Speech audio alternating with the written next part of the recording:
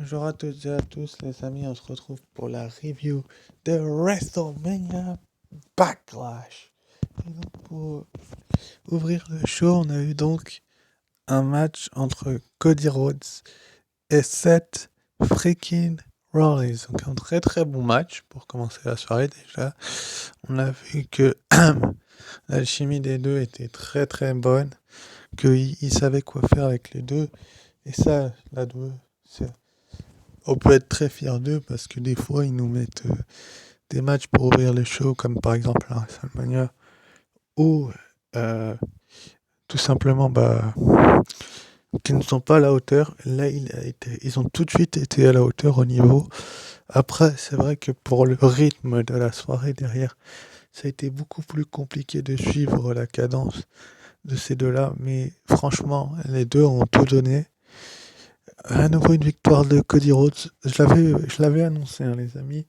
Pour ceux qui ont vu ma vidéo pronostic, pour les 60 qui l'avaient vu, j'avais annoncé que Cody Rhodes allait gagner et que depuis son retour, il n'allait pas perdre forcément tout de suite. Maintenant, étant donné qu'on est à 2-0 et que ça s'est fini par un roll-up, même si le match était très bon, hein, je vais pas vous dire le contraire, le match était hyper bon, mais comme ils l'ont fini par un roll-up, je pense que la rivalité n'est pas terminée.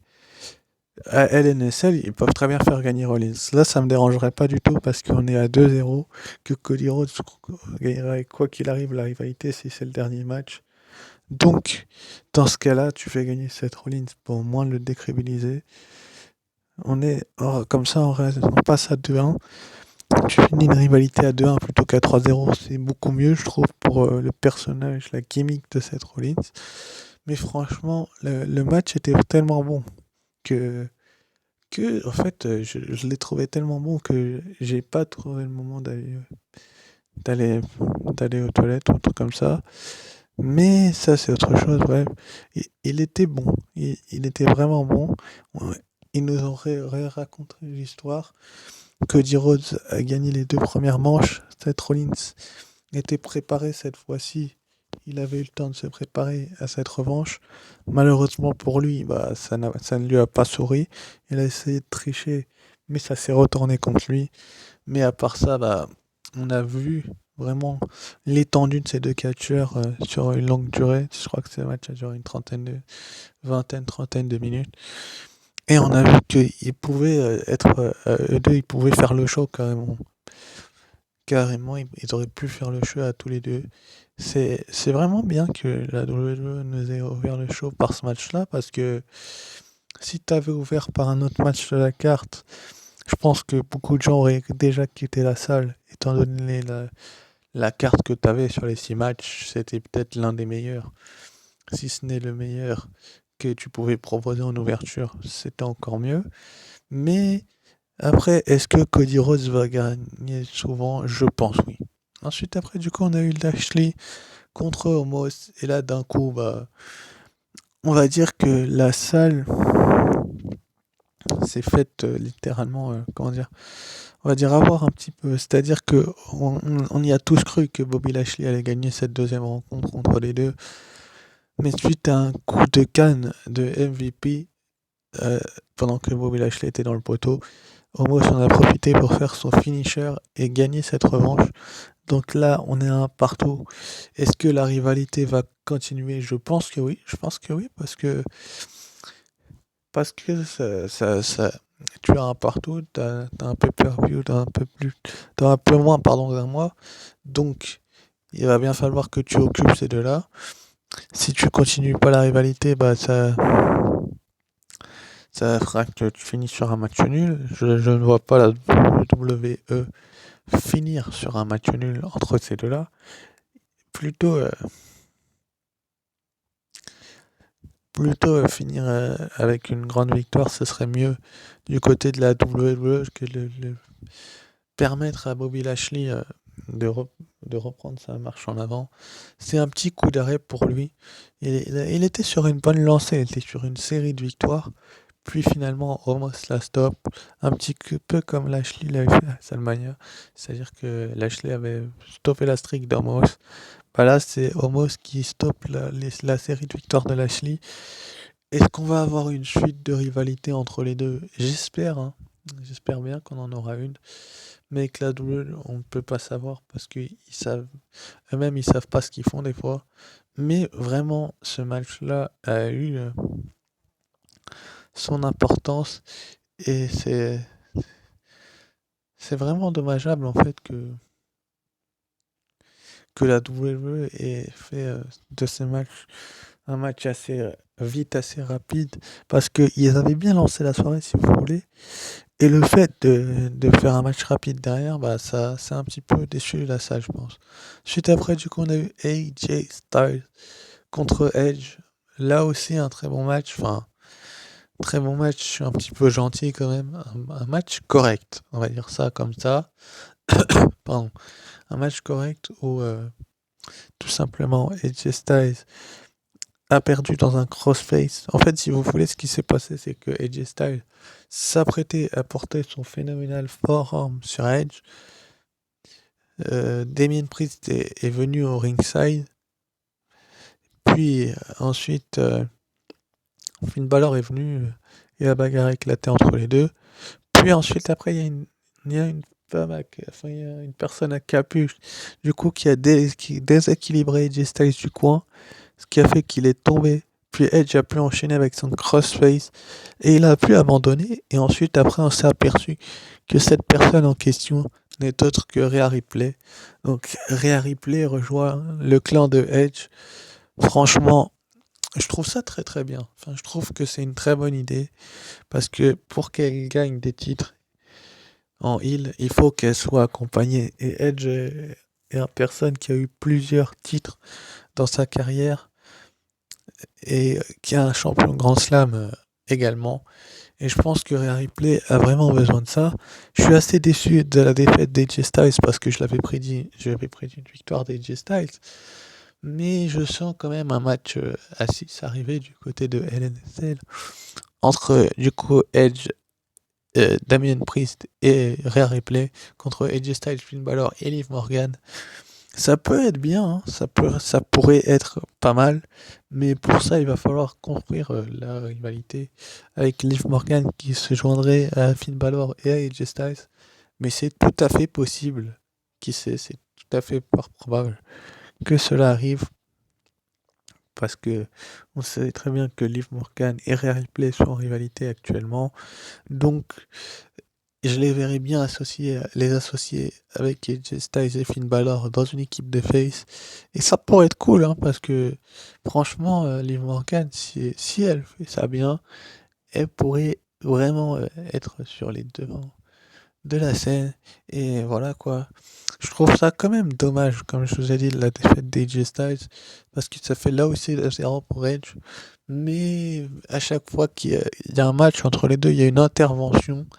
Je trouve ça malheureusement un petit peu bête de faire que des interventions dans les matchs entre les deux. Il va bien falloir à un moment donné que Edge se débrouille seul face à AJ Styles. Est-ce que ça va arriver tout de suite, tout de suite? Je ne pense pas. Je pense qu'ils vont quand même passer par la case match à 6. Ensuite, après, ça sera du coup Money in the Bank. Donc, je suis même pas sûr qu'on l'ait. Ensuite, après, du coup, on a eu Ronda Rousey qui a affronté donc Charlotte Flair dans un I Quit match. Et comme vous pouvez le voir avec un armbar, avec l'aide d'une chaise, Ronda Rousey a fait dire I Quit à Charlotte Flair et est devenue votre nouvelle championne de SmackDown. Le match là aussi était très très bon, comme Cody Rhodes et Seth Rollins. Enfin, ça faisait partie des matchs les plus attendus. Et j'ai envie de vous dire, on n'a pas été déçus. Parce que, certes, Ronda Rousey, on peut dire ce qu'on veut, oui, c'est une ancienne championne de MMA, etc., etc. Mais Charlotte Flair lui a donné du fil à retordre. Elle pensait la faire abandonner à chaque fois. Puis finalement, elle a été trop loin. Elle a dit la phrase de trop, Charlotte Flair.